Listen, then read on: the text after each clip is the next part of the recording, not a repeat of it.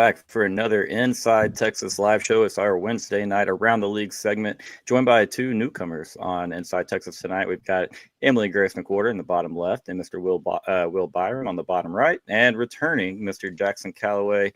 I don't know why we got the undefeated Aggie on here, so he can smile real big and possibly gloat a little bit. But no, we love Jax. Glad to have him back on, as well as these guys joining us for the first time. Real quick, guys, hop on over to InsideTexas.com. Number one source for all things Texas sports affiliated. Join right now for $1, a single buck, the number one leader, inside scoop, in-depth analysis. We're talking X's and O's. The forums are a lot of fun, especially after a big win over Oklahoma. Go check out InsideTexas.com. And now let's get to it. Since this is Inside Texas, and Texas is off their biggest win of the season, this was not Sam Houston State or UTEP or San Jose State. For the first time, I felt like, Texas fans have a somewhat of a small reason to be excited. We're going to start with you, Emily. What did you think of the Red River? I mean, I know you have the Iron Bowl, and again, Emily does work over at, correct me if I'm wrong, but Cover Crimson and Alabama. Okay. Yeah, Alabama, close. We'll let it slide. Close. Okay. So still learning over here in the SEC. I do know what happens on the third Saturday of every October. I will say that. But when you watch Red River, what are your thoughts on the rivalry? First off, you've seen the Iron Bowl for such a long time. And then what do you think that win means for the, Sarkeesian and Texas overall?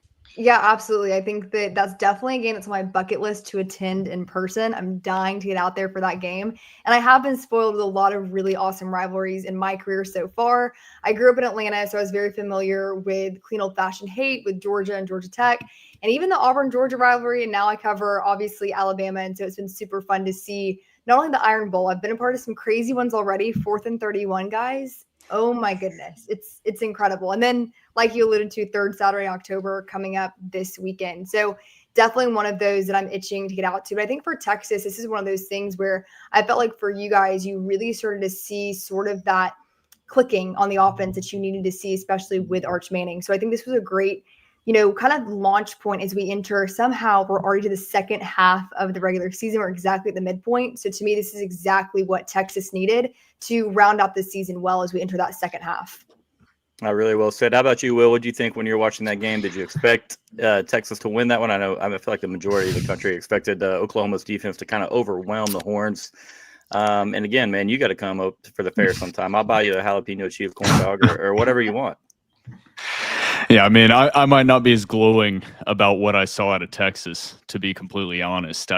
My initial takeaway was, why the hell did Oklahoma bring back John Mateer this quickly? It felt like a desperation move to me. I mean, he wasn't even 70% ready to be back there. I think he threw 3 interceptions.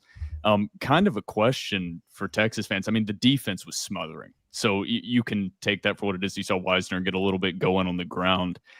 I still don't know if I saw Arch really get it going. I don't know if it feels like 50-60% of Texas's offense is just these horizontal screen passes. Still like they're not 100% trusting him to throw it down the field, and they knew with an injured John Mateer that they were going to be able to just smother that Oklahoma offense. So I was very impressed by Texas's defense, even with that given of John Mateer not being completely healthy. But, Vandy faces Texas later this season.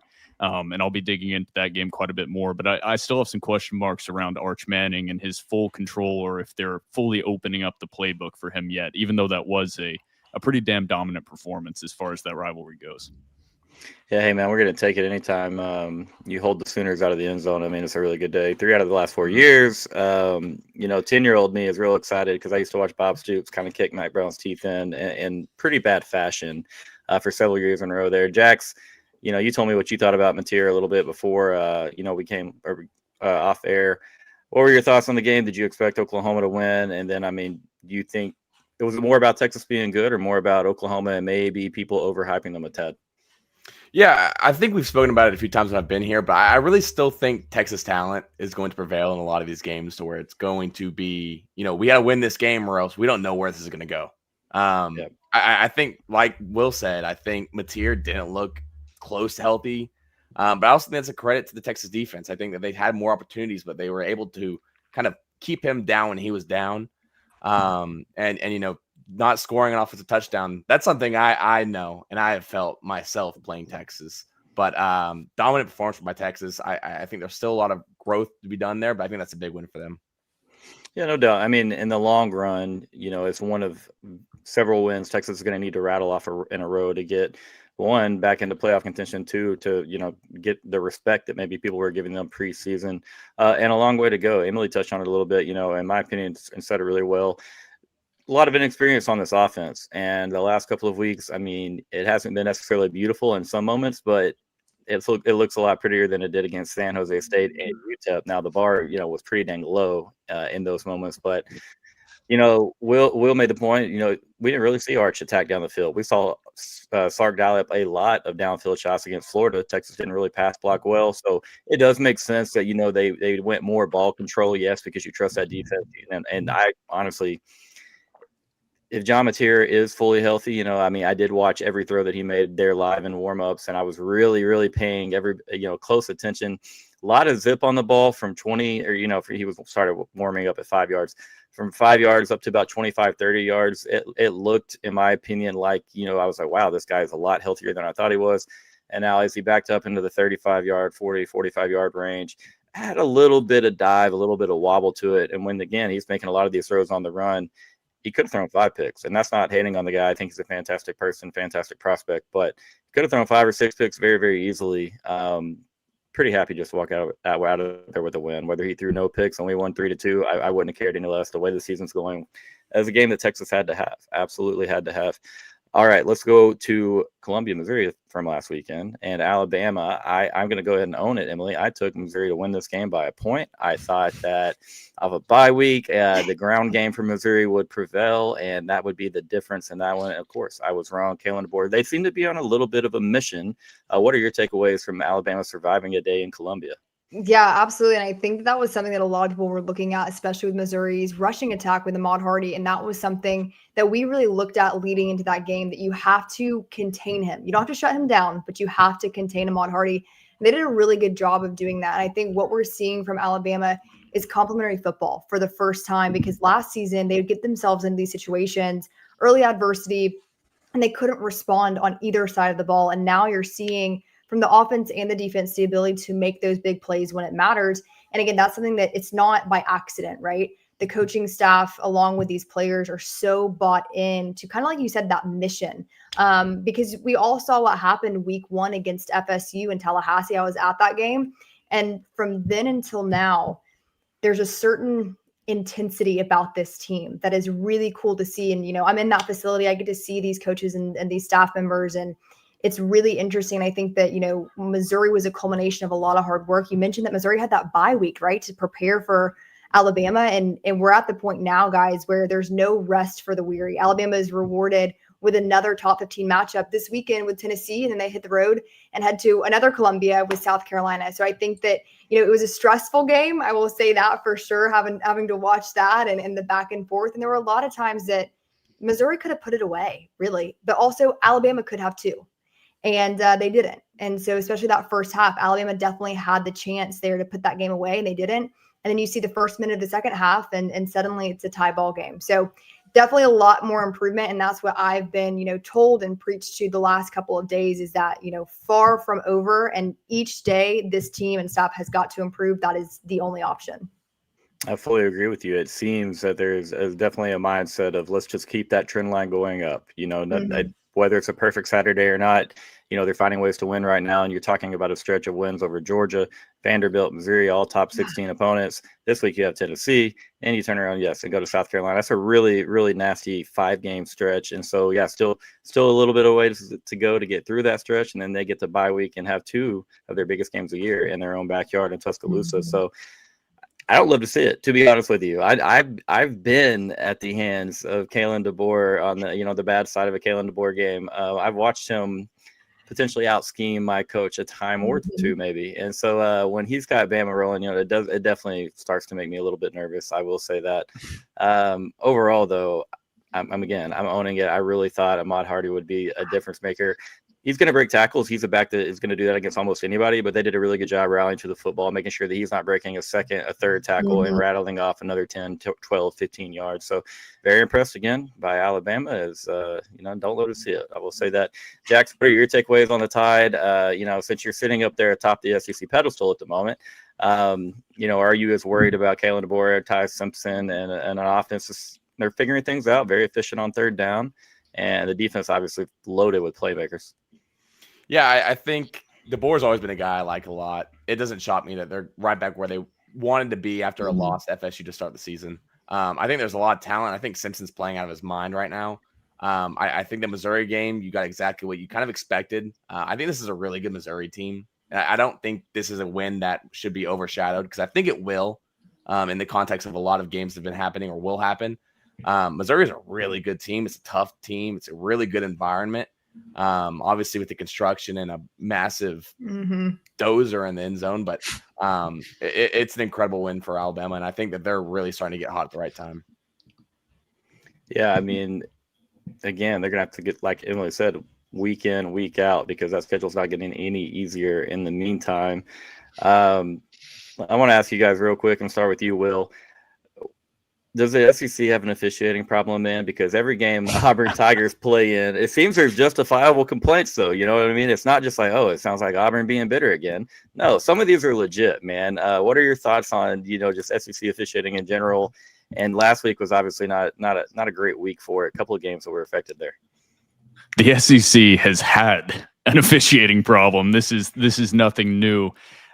What's gotten a lot of attention from that Auburn game, which you're referencing, is actually that sneak. I can't remember exactly what the time frame, but Auburn had potential to go up 17-0 against Georgia, and the ball got knocked out. And what has bothered me about that is I'm not 100% sure if they made the right call there or if they did not make the right call there. The video where it got focused in the broadcast was really bothering me. Is they were talking about that punch out and where the ball was punched out. That ball was moving before that. There was initial punch out. That was the second punch out. So that's gotten a lot of attention. However, that wasn't the worst of it. There were just so many miscellaneous calls that I just couldn't reconcile in my brain. I think it was the Texas game as well where they had the punt return touchdown. Am I correct on that? I guess we'll never know. I'm not. There was maybe the most obvious block in the back I've ever seen that completely sprung that punt return. So it's not exclusive to Auburn. Auburn does seem to be getting the brunt of a lot of this SEC officiating, but it's across the board. I mean, as college football and SEC football is continuing to grow and continuing to get more and more eyes on it, we still have these part-time referees, and there's no consequences for their actions.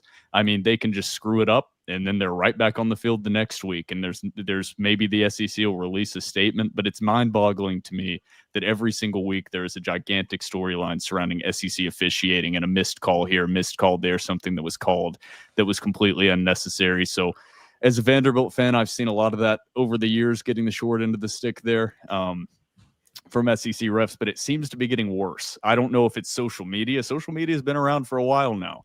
It feels like it's quickly deteriorating before our eyes as SEC football continues to get more popular, and I can't reconcile that in my mind. I think you said it, man. You have part-time officials, and there's no punishment or reprimand for being egregious, and so some of these, what is their motivation to get some of these right? Motivation to be 100% dialed in on every single play. Of course, I'm not trying to insult their integrity or character. I'm sure a lot of them do, but man, it's hard to explain some of the things that go down. And again, I'm not going to comment on your miss punt in the return, blocking the back on the punt return.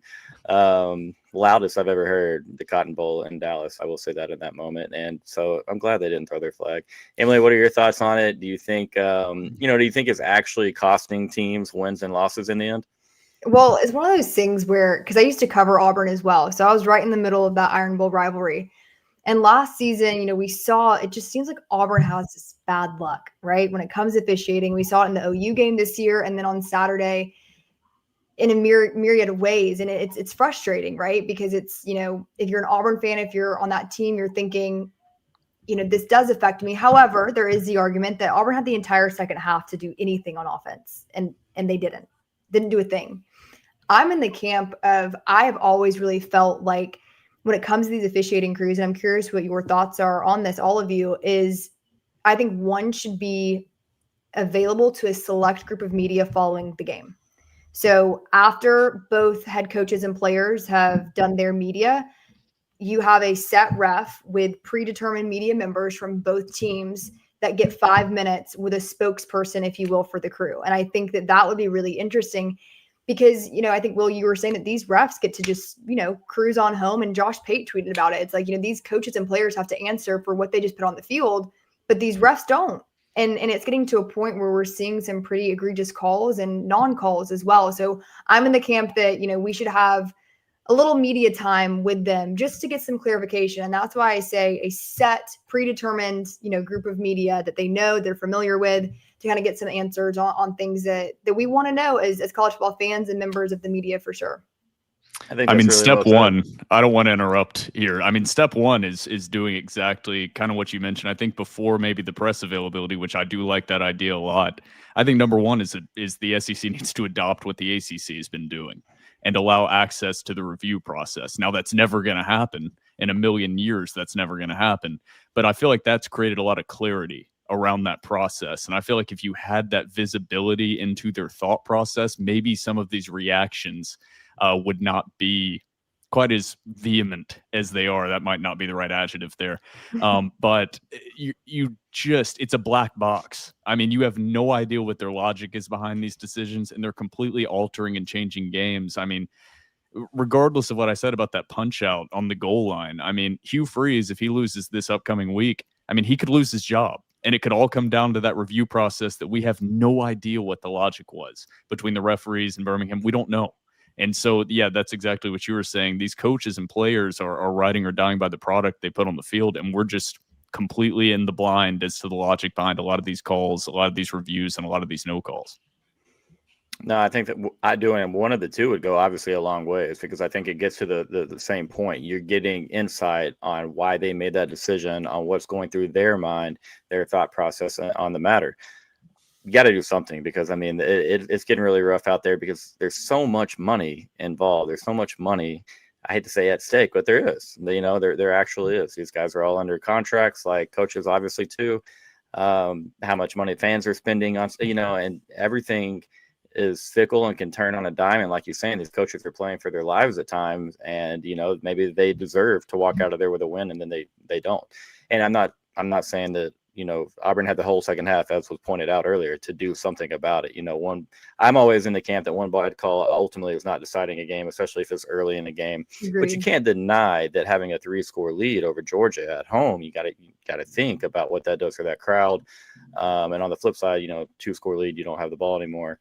It is what it is. The game is over now. And we're going to hear a word from our sponsor, Luxe Kitchen and Bath, and then we'll go preview some Week 8 in the SEC. Are you ready to love your kitchen and bathroom again? Luxe Kitchen and Bath will bring that to life. Luxe has been offering high-end kitchen and bathroom remodels for 3 generations throughout the greater Austin area. With 5-star review after 5-star review on Google and Facebook and an A+ rating from the Better Business Bureau, you can put your faith in Luxe Kitchen and Bath's award-winning designers and skilled craftspeople to bring your dream vision to life. But that's not all. Luxe's all-star team also provides full home remodels, large additions, and even commercial build-outs as well. So call Luxe Kitchen and Bath at 833-358-LUXE today, or visit luxekitchenbath.com to discover where quality meets luxury and begin the process of transforming your home. Get your free quote today by calling 833-358-LUXE. That's LUXE, or by visiting luxekitchenbath.com. Contact info is in the description. All right, Mr. Byram, the year is 2019. It's a few Saturdays into September, about 5 o'clock Eastern time. And I tell you, after watching LSU hang almost 70 on the Vandy Commodores, that in the year 2025, third Saturday in October, Vanderbilt is a home favorite against a ranked LSU team. What are your thoughts on the Coms being, the Doors rather, being favored here? And what's the vibe around Nashville right now, man? So you don't even have to go back to 2019. I mean, if you had told me this after the 2023 season, I think a lot of the national recognition around Diego Pavia beating Alabama last year has kind of wiped the minds of SEC fans and college football fans about where Vanderbilt was following the 2023 season. I mean, they went 2-10. Clark Lee completely blew up the coaching staff. This is the first time that Vanderbilt has been favored against an SEC opponent in 51 games. Somebody can fact check me on that, but I've seen that quite a few times. It won't be the last time they're favored this season. They'll be favored over Kentucky regardless of what happens the remainder of the season. But I would say the vibes are relatively confident. You're coming off a bye week, a much-needed bye week after a tough loss against Alabama in Tuscaloosa. LSU, it's been a weird flip for LSU from 2024 to 2025. In 2024, LSU's offense was getting the job done, averaging over 30 points per game. The defense couldn't stop a nosebleed. This year could not be more of the opposite. LSU's given up, I think, like 12.2 points per game against FBS opponents on defense, and the offense is averaging like 19.8 points per game against FBS opponents. So I don't know what's going on with that LSU offense, but the vibes are higher than I could have imagined going into this game. If you would have told me prior to the season that Vanderbilt would be favored over top 10 LSU and Vanderbilt would be sitting at 17, I would have taken that in a second. So I think it's going to be an interesting matchup. I think a storyline that hasn't necessarily gotten a lot of attention is you have Brian Kelly and Clark Lee going up against each other for the second time now. They, of course, coached together at Notre Dame. That's going to be an interesting chess match to watch. And it's going to be interesting to see Nussmeier's health. I mean, I don't know exactly what's going on with him. I think he's probably more hurt than injured. But Vanderbilt's going to need to attack Nussmeier and make him uncomfortable in the pocket. And then it'll be interesting to see the good on good. Vanderbilt's number one in the country in yards per carry at 6.7 yards per carry. LSU's a top 5 run defense in the country. So it's going to be who can establish the run versus who can stop the run is going to be the main matchup I'm looking for. Yeah, you got to have to run the football in that game. It's going to be a grown man's game. No yards, I don't think, are going to come easy on the ground. And again, yeah, the Nussmeier, it's just such an interesting to watch the guy play right now because it doesn't look fully healthy. But like you said, it seems like it's just more banged up than an actual injury. And so when does he kind of get over that and then turn that tide? Jax, what are your thoughts on LSU at Vandy, brother? I'm high on Vandy. And I'm also very low on LSU. I think, when I just continue to watch them every week, I feel like I come out with another question mark. I think the defense still looks really good, better than I would have thought they would have been coming into the season. And oddly enough, I thought the offense would be a really good unit. And they just haven't been that this year, whether it be, like you're saying, Nussmeier being a little banged up, a few receivers being a little banged up.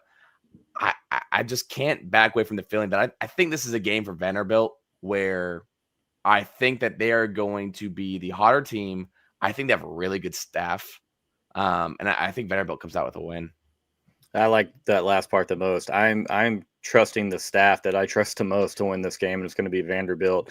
For you two on the bottom here, I've been very not negative with Brian Kelly, but I've again, since he's been hired, I think that it's been an awkward fit, and obviously they've ran into issues. And so this type of matchup, this type of game right here, I just feel like Vandy, finds a way. Again, big Clark Lee fan. Emily, what are your thoughts?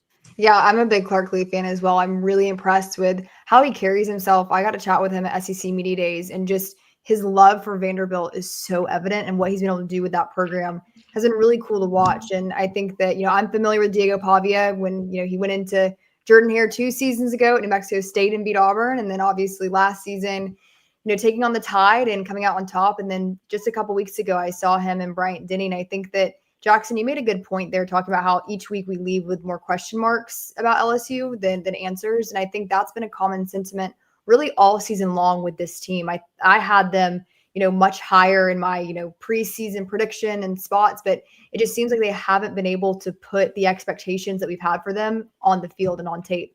And so I think with Brian Kelly and Clark Lee, I really like Clark Lee in this position. Vanderbilt, they really thrive in these kind of hostile, coming from behind. And I think the problem though for Vanderbilt is that everyone kind of knows what they're made of now, right? Like you're not really sneaking up on anyone. And that's evident that they're favored in this matchup. I do really like Vanderbilt. I'm not exactly sure game prediction wise, which way I want to lean, but I think that this is going to be a really interesting game to watch. And like we were all saying, if we would have, had this conversation just a couple of years ago, we'd be thinking that we're crazy, but we would have thought we're crazy that, game day came to Tuscaloosa for the Vanderbilt Alabama game. Like what the heck? It's college football. It's just, everything is upside down, and in some ways that's a good thing, and in some ways not so much. Well, now that everybody can pay players, it makes things a little more even. A lot more parity, and again, you're seeing that across college football. You saw it across college basketball. There is good and there is bad to it. Obviously, some of these SEC teams that were able to build three deeps of high 4 stars and 5 stars don't have the luxury of doing so anymore without risking a couple of guys portaling off. But no, I you guys all nailed that. I really just trust Vanderbilt to find a way to run the ball better in this game. I don't love LSU on the interior of that offensive line. I think Vanderbilt will be souped up to make sure that they stop the run and that they will make Nussmeier move around in the pocket, test out these banged up injuries, and make Nussmeier beat them. And so that's going to be, I hate to say it, that's probably my favorite game of the SEC slate this weekend. I'm just so excited to see. I want Vanderbilt to get this. I need Vanderbilt to live up to the hype, just because, for my guy Will here, who treated me so well last year. But also, it's just a great story. Diego, obviously very energetic, charismatic young guy. Say what you will, I love the guy. But all right, Jax, it's your turn, man. You, fourth ranked team in the country. This is typically, and again, not a hater, Jax. I'm a big Mike Elko guy. But this is typically the time where everything starts to slide just a little bit on that College Station train, man. You're going up in the hills. You're going to Fayette-Nam. Obviously, this matchup's been played at Jerry World for such a long time. God bless the fact that it's back on campuses. I am a huge proponent for that. But how are you feeling, my man? Aggies favored by 7.5 on the road in Fayetteville. Yeah, I'm very intrigued. And I think I talked about this earlier this week with my friend Drew.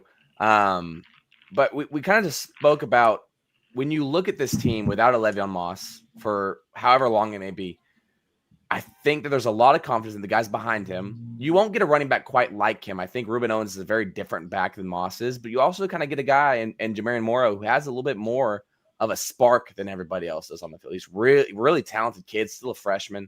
But it's going to be, how do they adjust, and can they do it quick enough and effective enough to kind of become a better team in his absence? I think this is a really, obviously the record doesn't show it. It's a really good offense in Fayetteville. Taylon Green can beat anybody on any given Saturday. I think we've learned that a few different times. He's been close to doing it even more. But I think this is a game where A&M, you got to get ahead early. They did it against Florida, and you kind of maintain that momentum. Keep the offense on the field. You cannot let Taylon Green take control of this game. Bobby Petrino will be emotionally attached to this game. Like, this is a big game for him, I'm sure. So when we talk about it a little bit, I think it really comes down to the offense for Texas A&M. Can Marcel Reed find a way to kind of get going? Casey Concepcion not on the injury report. That was a big thing today. But again, I really like A&M here. I think the defense has been really hot as of late. It's going to be a really good offense. The defense, we'll see what we get from Arkansas, but I obviously like the Aggies here. Yeah, honestly, so far I'm not been super wowed by Arkansas's defense. I think they're pretty susceptible on the back end. They did better with Tennessee than I thought they would do, as far as kind of limiting some of those drops here at the Vols. I'm again big Joey Aguilar guy.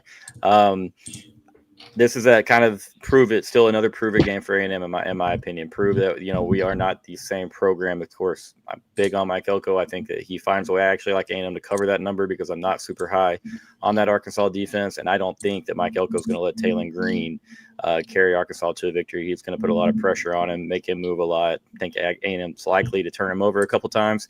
Emily, are you buying the hype around A&M right now?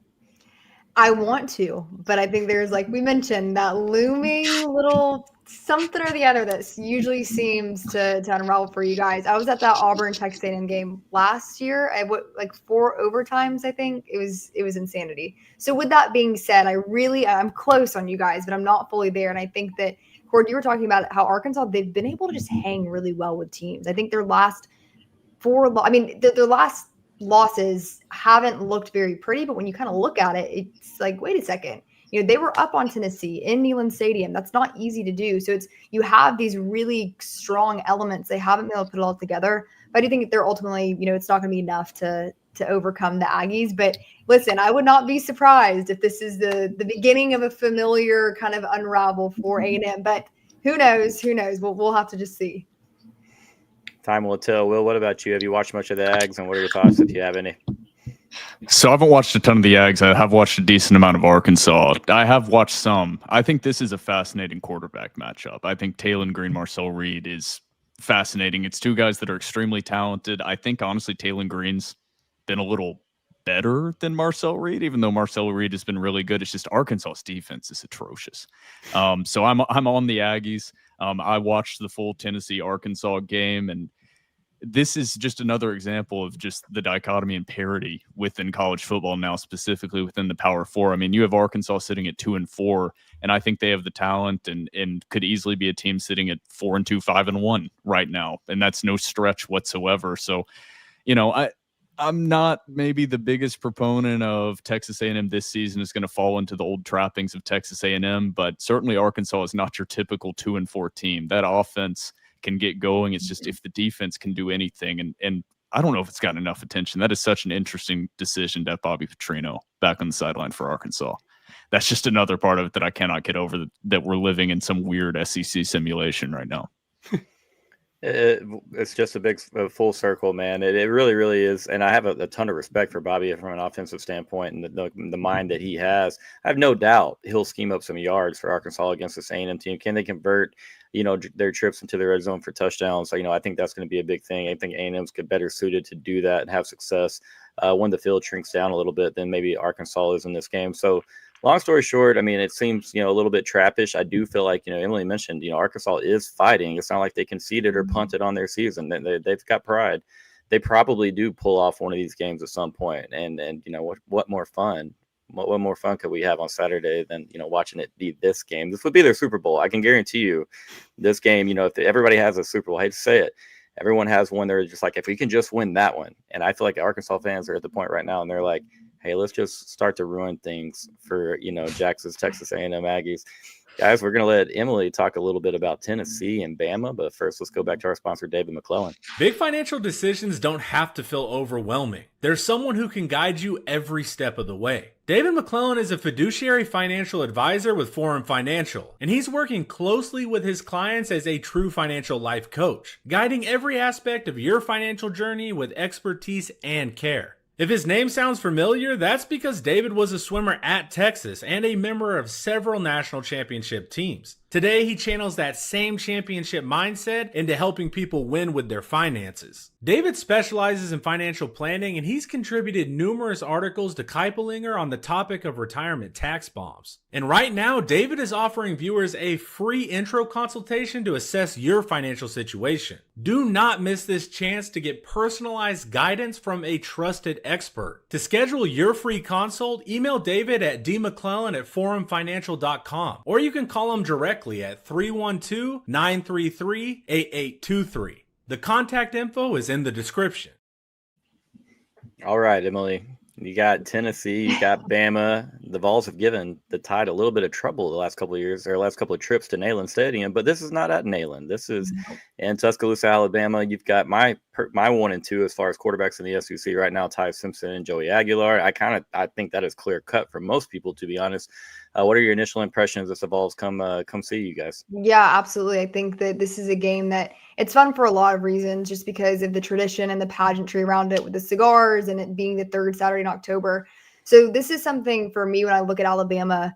One, I'm really looking to see the offense continue to evolve. And that's something that I've been told continuously, is that there's still a level to the offense and really even the defense as well, that they're not to their potential. And that's kind of a scary thought if you really think about it, considering what they have been able to do. With Ty Simpson, it's going to be really important to protect him. Tennessee obviously leads in sacks. And so you have an offensive line that they've had a lot of, not necessarily continuity right now. They're still trying to figure out those, those 5 spots really. And so I was talking with Coach Cap, the offensive line coach, a couple weeks ago about that. And he said, competition isn't necessarily a bad thing, as you continue to work out and see what's going to work best there. But it's one of those things that against a team like Tennessee, you really have to protect Ty and make sure that he has time in the pocket to go through that decision making, right?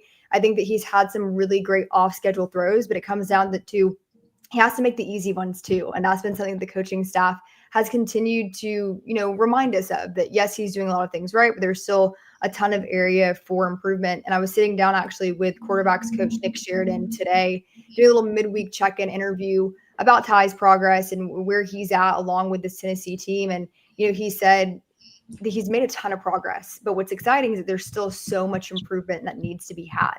And, who Ty is as a person. I know you asked about Tennessee, but we have to talk about Ty too and all of this and the performance that he's had. the coaches love him. He's got a great family. He's got teammates that are really bought in. And so I'm excited to see kind of the culmination of where this offense can go, especially with these receivers against Tennessee secondary. I think that's a weak spot that Alabama can potentially exploit, but we'll have to see come Saturday. Well said. You saw Georgia exploit that secondary a little bit. Seems to be a little bit of the weakness of the balls. Everybody has kind of hit explosives there, but again, I think Ty is progressed beautifully. The way that he goes out there and the way he processes everything, goes through progressions, very calm, collected. I think the offensive line's doing a good job. Obviously, having Ryan Grubb, back with Kalen is, know, again, very, very understated. I know most talk about it, but still, it's worth a mention every time we talk Bama. How about you, Will? What are your thoughts? Tennessee, pretty familiar with those guys, and the Tide. Unfortunately, very familiar. This is, I mean, you said two best quarterbacks. I think these are the two best passing attacks by far in the SEC, especially in a conference that just frankly doesn't have a lot of good passing attacks.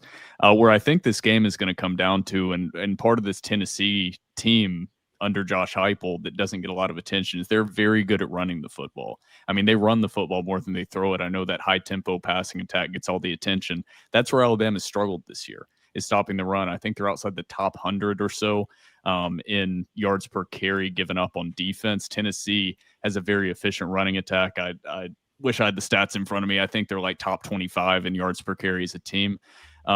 I think Tennessee's weakness is in their secondary, which is fascinating considering how good, you hit on it, how good they are at getting to the quarterback. I think that just shows how weak that secondary really is. And you guys have hit on it a couple times. I mean, Ty Simpson right now is playing out of his mind. He is by far, in my mind, the number one quarterback in the SEC, and I don't think I would have said that heading into the season. So ultimately, I think it's going to be, can Tennessee get to Ty Simpson, make him uncomfortable? Because if they don't, he's just going to pick him apart with that talented wide receiver room. And then is Alabama going to be able to stop Tennessee's rushing attack, which is kind of a sneaky part of their game? I think that's where you're going to see this game come down. I'm leaning Tide pretty heavily in this one. I'm very high on Alabama, especially after watching them. I was down in Tuscaloosa for the Vanderbilt-Alabama game. I think Alabama's clicking on all cylinders. And I think that FSU game at the beginning of the year was a bit of aberration more than anything else. I think Florida State kind of forgot they had to prepare for 11 games the rest of the season after that Alabama game. So I'm very high on Alabama right now, and I think they take care of business against Tennessee. I agree. What about you, Jax? I'm high on Alabama. I think, like Will said, I think the secondary is still going to be an issue for Tennessee. A lot of injuries in that room. McCoy won't be playing, if I read correctly earlier. But for me, I'm very intrigued by the Tennessee offense. And again, I'm a big Joey Aguilar guy as well. I like Bama. I like the coaching staff, but I also have a weird feeling that this is kind of the week. It's kind of a weird time to do it as well, but they've been playing a tough schedule.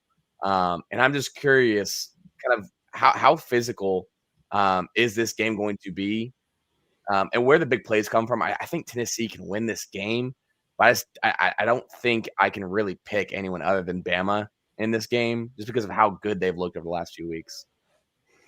It is really tough because I have a lot of respect for that offense too. And I got to say, Jay Ray, that Tennessee pass rush is solid, but man, you can't call Mr. Will a Vol fan. You got to be careful there. He's here representing the Door Report, obviously the Vanderbilt Commodores. I want Will to come back on the show. All right, so just be careful out there. But no, Jay, thanks for being here. The opposite of a Vol fan. Yeah, a Vol hater, some could say. Heupel's going to get you on alignment. He's gonna spread everybody out, and he's going to make you honor that because he's going to run the screen game out there, both sides. And so he creates just naturally, he gets a lot of light boxes. So this is why Tennessee is almost able to run the football against anyone that they line up against. And yeah, you have seen Bama be a little bit susceptible to some big plays in the run game, even in the win over Vandy. He gave up a big play. Can Tennessee win, though? I don't know. I don't trust that secondary. It's really, really hard for me to do. So I do think Tennessee has a really good chance to get inside the 8.5-point number on this. Mm-hmm. I'd almost be shocked, though, if they walked out of Tuscaloosa with a win, because like we said earlier, I do think that DeBoer and that staff, that team, are on a little bit of a week-by-week mission. But Jax, you make a good point. They have played a pretty tough schedule, 3 top 16 opponents in a row. And that Vols offense, we've seen them create like flurries of points, early in games. And so if they kind of, threw together a 14 or 17-point first quarter. You know, can Alabama match that again? Georgia was able to. Now, Georgia can't beat Bama though. Bama to me, man, they seem to be the cream of the SEC at the moment to me. So I'd be shocked. I really, really would. All right, let's talk about, and I hate to say it, we can talk shortly about this one. Whoever wants to take this, take it. Does Billy Napier survive the weekend? Another report today about Scott Strickland meeting with boosters or regents, which you'll say. And it seems to be a lot of smoke. You know, eventually that fire is going to catch. This is when Billy Napier turns it on. After a disappointing start to the year, this is when he rattles off 4 or 5 straight victories and saves his job. So I don't think they lose to Mississippi State. But I think ultimately Florida's going to have to make a decision. I mean, is Sunbelt Billy really the solution and where they want to be, especially with some of the coaches we have seen hit the market, including former Vanderbilt head coach James Franklin, a guy that I think would be very intrigued by that Florida job. I think, frankly, Florida can do better than Billy Napier. So I don't know if he's fired this weekend. I don't see them losing to Mississippi State, but ultimately I don't think Billy Napier's the head coach of the Florida Gators next season. Yeah, and I'd agree on that as well. I think it's always interesting when these schools decide to fire a coach ahead of time, no matter what happens in the game. Because Mississippi State's not a bad team, but I think Florida's going to win this game. And maybe I'm wrong because we fired Jimbo after we blew out Mississippi State ourselves. But like Will was saying, I think Florida's a really desirable job. They can do a lot better than Billy Napier, even if he finishes strong. I just don't think there's enough there that deserves a commitment from Florida any longer. Especially like he was saying, James Franklin's available. They've always been targeting Lane Kiffin, apparently. I think it's a desirable job. It'll be expensive, but you can go and I think get immediately a better product next year. You know, this is one of those things where I'm kind of enjoying sitting back and watching the coaching carousel begin and the dominoes, you know, keep falling. So at this point, nothing would surprise me with what Florida decides to do with Billy Napier. Will, you said that Sunbelt Billy, I am a Group of 5 product. I'm a Georgia Southern grad, so I take a little offense to that. But I can appreciate the sentiment behind it. So whatever happens, I think that, you know, it's an interesting job that Florida spot is for a few reasons. I think that comes with its own set of challenges, but it also comes with a lot of very desirable elements. Recruiting is something that I've always kind of intrigued there because you have so much kind of competition there, but you also are on a hotbed for recruiting. So it's like you have Georgia, University of, you have Georgia Southern, you have, you know, FSU, they're all in that same area. But if you get a guy at Florida that can really turn that program around, you can really be a dominant force. And I'm simply talking about like from a recruiting standpoint, geographically where they're located. I mean, I agree with you guys. And it's not to knock Billy Napier, but I hold that Florida job in very, very high regard. I think there are a couple names out there that I almost would not take a no from if I was Florida, and Kiffin is one of those guys. In today's world, you know, there's a lot of ways that you can make it happen. And, you know, it's more than just about money. You know, you have the recruiting base right there. You have backyard Florida, backyard to South Carolina. You know, that's the hotbed. And for them to struggle the way that they have, especially when you watch a Miami rise a little bit, maybe that puts a little bit more pressure. You know, maybe, yeah, I thought Florida State was going to rise too. I had them as a playoff team. I really did. And after week 1, I felt like a genius. I felt so smart. But, you know, I do believe he survives the weekend. I do believe that they beat Mississippi State. But as Will said, I don't think he'll be the coach of the Gators next year. And wouldn't be surprised if it happens, you know, somewhere much closer to the end of the year, but still in season. Why? I don't know. I know that everybody handles things differently. Still a little bit shocked by what Penn State did. I will say that. All right, next there's top 10 matchup in the SEC we haven't even talked about yet. You have Georgia. You have Ole Miss. This last year, just dominating job by the Ole Miss defense in that game. Emily, let's start with you. Dogs, Rebs, who you got? What you think? This is an interesting game because obviously I've been able to see Georgia play, and I think that Georgia's another one of those teams kind of similar to LSU in a sentiment that I leave with a lot of questions, right? But I think that it's one of those things that I have so much respect for Kirby Smart and how he has continuously risen to the occasion with these games, right? Obviously, Alabama, it's one that he cannot, you know, get over, even with Nick Saban no longer there. But, you know, this game, there's a lot of intriguing elements to this. And I think that this is going to be something that I'm excited to see the coaching elements of this with Lane Kiffin and Kirby Smart. Who will, you know, out scheme each other. I think that's something that I'm definitely looking forward to consuming come Saturday. I love this matchup because I like how maniacal Kirby is, and Lane Kiffin is one of my favorite people in college football. We were talking in the Inside Texas group chat yesterday. I can't remember who said it, but they just said he kind of treats every single day of every minute of every day. He kind of treats it like he's in a locker room, and I love that. I think that's pretty good. Reflection of what Lane Kiffin thinks and how he acts. Again, big fan of his Twitter account. But Will, what do you think? Did the Revs have any shot? Because to me, it kind of feels like this is a moment, kind of like Emily's saying, where maybe she wasn't saying exactly this, but to me, it kind of feels like the game where Georgia really turns things on, figures a few things out, and we see a much better defensive performance than we've seen out of the Dogs in a few of these matchups. Yeah, I think you guys hit on it perfectly. I mean, Georgia, like exactly what was just said, Georgia, I've left with a lot more questions than answered. They had that miraculous comeback and fourth down conversion on a pass from Gunnar Stockton to London Humphreys to beat Tennessee. I don't really know if Georgia has the same juice that they've had in the past, and I think this might be the game for them to show that they do. They don't really have that dominant, just insanely talented and deep Georgia defensive line like they have had in the past. And I think that's largely due to the transfer portal. I think you still really don't know what you have in Gunnar Stockton, to be completely honest. But this feels like a game that, I don't want to say it because I am a Lane Kiffin fan in some aspects of what he does. This feels like the game that Lane Kiffin kind of pisses down his leg in some aspect. It's going to be a tough environment in Sanford. I don't know, or in Athens. I don't know. I'm taking Georgia in this one, and there's not really a ton of like statistical logic I can use behind it. Maybe I'm buying too much into historical past and just buying into Kirby Smart's going to get the job done over Lane Kiffin, because frankly, Lane Kiffin talks a lot better. I think Kirby Smart is a better coach than Lane Kiffin.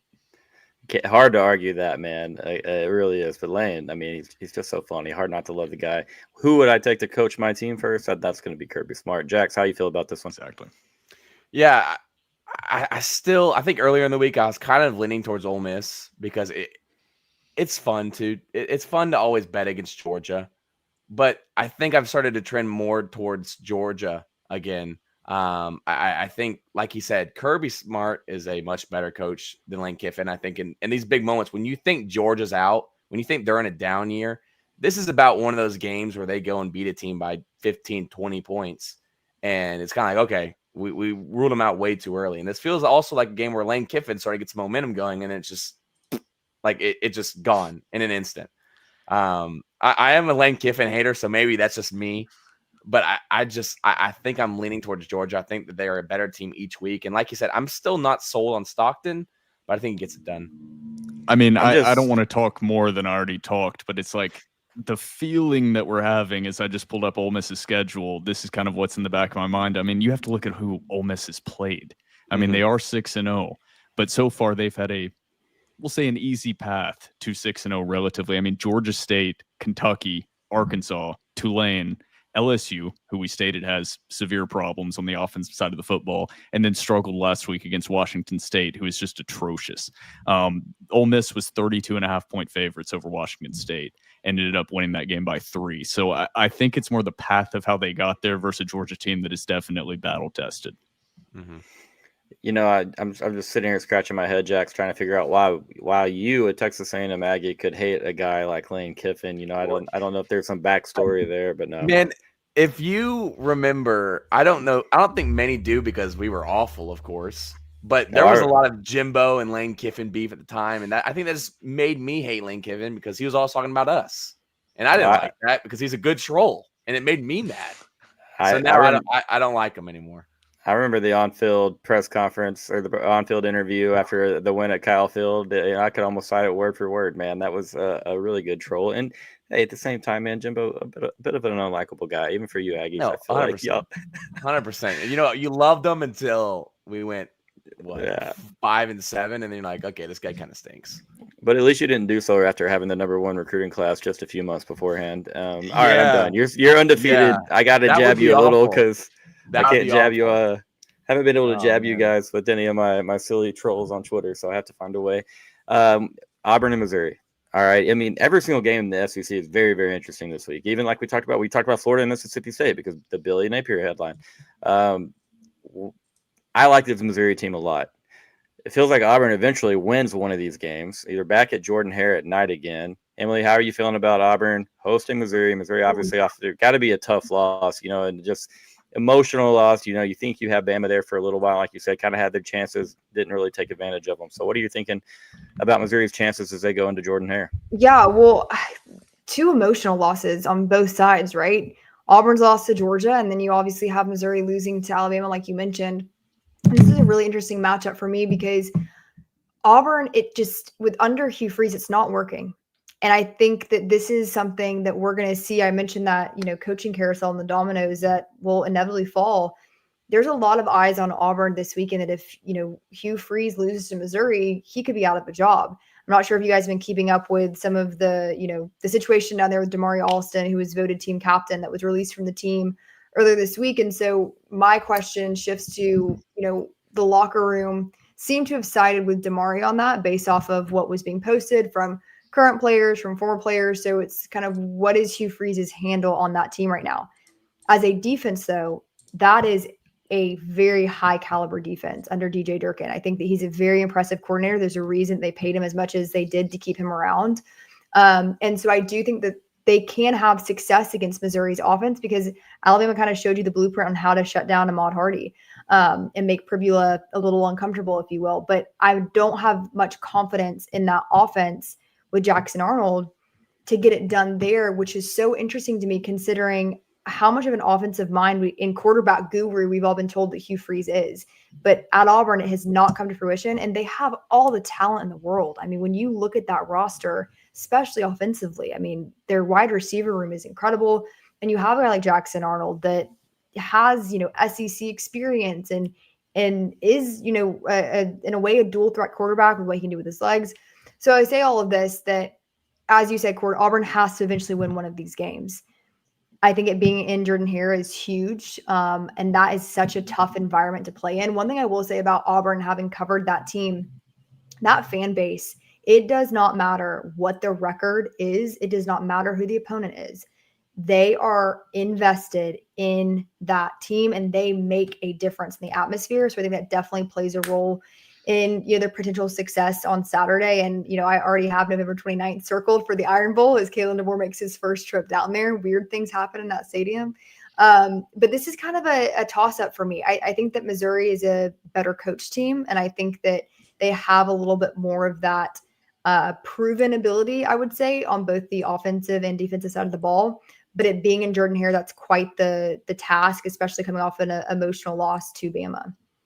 I think that's all. You touched on just about all of it. The big thing will go back to trust. I trust the coaching staff in Columbia more. I trust Bo Pribula more, and then I trust the pass rush that Missouri has against that offensive line of Auburn. That gives me a lot of pause. I would take Auburn just off the couple of emotional losses. The night game at home. Hugh Freeze really needing to win one because I don't think that's a guy that has the same job he's sitting in right now at the end of this year. I mean, that's, a popular opinion at the moment. But how about you guys, Jax? Will, what are y'all thinking? Yeah, I think for me this week, this is kind of one of those games for me where I think I might side with the underdog. I think Auburn, while the play may not have indicated it in a few of these, 6-point game with Texas A&M, 7-point game with Oklahoma, 10-point game with Georgia that we talked about earlier, and maybe they would have had a better chance of winning that game if a few things had gone their way. The defense, like she said, under Durkin has been really good. The offensive talent, I think that Cam Coleman can make a play. He can make 2 plays, 3 plays in a quarter that can change a game. I think Missouri on the road, Jordan-Hare, I think this is kind of a game where right as you think Hugh Freeze will get fired this weekend, he goes and gets a win. It's like probably still gone, but let's see where this goes a little bit. I think I'd pick Auburn here. Yeah, I mean, I'm going to make no bones about it. Hugh Freeze is my least favorite coach in the entire SEC. So maybe I'm a little biased in that he's a mega church preacher being a college football head coach. He's the least inspiring head coach I've ever seen speak. The fascinating part of Auburn and Missouri is how good these two run defenses are. I mean, they're both top 10 run defenses, and you have two quarterbacks that are better running backs than they are quarterbacks. I mean, neither guy is consistent throwing the ball more than 10 yards down the field. So this is going to come down to who can win in the trenches, and it is on the road. I think this is a coin flip of a game, to be completely honest, even though I do side with Missouri just slightly. I think I do trust Pribula more, like you said. I think I do trust Drink more. But this is really going to come down to which offensive line is able to control the opponent's defensive line. And for the first time, we saw a crack in Missouri's run game last week against Alabama. So it's going to be interesting to see if this Auburn run defense is legit against a very, very talented run offense against Missouri. But I think I am leaning Missouri, even though it is on the road. I mean, like you guys said, though, I mean, that Auburn defense is pretty stout. DJ Durkin doing a hell of a job. How much fight do they have? How long do they keep fighting for Hugh Freeze, for DJ Durkin? And again, not insinuating that they won't, but man, watching that offense struggle week in and week out, having a chance to go up 3 scores and then doing nothing there in that second half, 2.5 quarters against Georgia rather. We'll see. That's a fascinating matchup, fascinating game. I do like Missouri in a bounce back spot, as I do think Missouri is probably a little bit better than most people are giving them credit for. And we've got one more game to talk about. Texas. Do they have anything to worry about traveling to Kentucky? Kentucky can run the football a little bit. This offensive line for Texas has struggled, but is there anything to worry about? Whoever wants that, feel free. No. Too talented. Way too talented. Please don't do me like this. I don't like where this is going. They're too talented, man. Man, Kentucky is, and what they're doing with rev share now and the percentage they're dedicating to basketball, Kentucky is going to be the doormat of the SEC, similar to what Vanderbilt was for a lot of years. I mean, this Kentucky team is just bad. And I'm actually, I'm not hating on G5 or hating on FCS programs at all. I'm a Tennessee Tech graduate who's actually a top 10 FCS team this year. And they're going to be taking on Kentucky on November 18th. And that's upset alert for Kentucky. To be quite honest, this Kentucky team is horrible. Texas has nothing to worry about. Yeah. Hey, A&M Hall of Fame head coach Mark Stoops, if he gets it done, I don't know what I'll do. But I hope I'm wrong. Yeah. I mean, we'll take it. But I feel like there should be something in place where if Mark Stoops beats, Kentucky beat Texas, that you just have to go ahead and take him back. Maybe flip flop. Y'all can send Elko to Lexington. That should be fair. No, you know what I mean, for the greater good. No, wild situation. Obviously, what Aggie Twitter did that night, pretty impressive to be honest. But I don't see any reason to worry. I think Texas actually has a good chance of covering the 12.5 points because I think you'll see a very focused again. I hate to say it, Sark said they're treating this like an SEC championship game. And they have to. You have to go 1-0 every single week. I don't want to see any 1-0 shirts around. I'm just saying that didn't go super well for Tom Herman and his time at Texas. And neither did the DBU shirts when we got, torched by Joey Burrow and his slew of wide receivers. But I need to see Texas go in and play physical defense. If Kentucky does move the football, same thing with Oklahoma as they did early in that game. They got stiffened up in the side of the red zone. Just a fun fact for you guys, but one of Oklahoma's last 24 drives have got into the red zone of Texas. Just in case y'all needed a random Red River stat, one drive in the last 24. I think it's 24 drives. But yeah, same thing here. Can Texas just protect the football? Obviously played a clean game on the offensive side last week. We're going to continue to see the offensive line gel a little bit, figure out something in the ground game. I think Kentucky runs the ball better than Oklahoma does, and that's the thing that gives me pause. I won't say a lot of pause, a little bit of pause. And so, again, this is a Texas team I need to go out and see replicate that performance that they had last week as far as focus, attention to detail, not committing pre-snap penalties on the offensive side of the ball. We were so much better in that regard last week. But overall, I think you see a really focused Texas. And I am of the opinion that Arch Manning is actually taking some pretty dang big strides. Maybe you don't see that on a stat sheet, but he made some really big plays in that win over Oklahoma. And again, I was more impressed than most by what happened in Florida, even with a couple of turnovers. 36 pressures. I'm not letting that one go. 36 pressures. I'm going to get that. It'll be on my grave when I go long down the road. 36 pressures. Arch Manning versus Florida. Y'all ease up on my guy a little bit. Yeah. But no, guys, truly, this was a blast. Thank you very much for doing this. Will, would love to have you back. Emily, of course, love to have you back. Jax, we'll think about it. We'll see how the Aggies are doing, whether or not you get the call back. But hey, if Kentucky pulls it off, I'll speak for all of A&M and say we'll pay for his buyout for those in Lexington. We'll pay it. It's chump change. They beat Texas. They might hang on to the guy for another couple seasons, man. Not to put, say they went over Texas is everything, but what's their bar at over there? You know what I mean? What do they have to do to keep a guy? Time will tell. Thanks a lot, guys. This was fun. Please go check out InsideTexas.com. Like this video. Subscribe to our YouTube channel if you haven't done so. Anything else from anybody? Any final words? Appreciate you having me on. Yeah, thank you guys. It was fun. Fun as always. As always, thank you guys for watching. Y'all have a great night.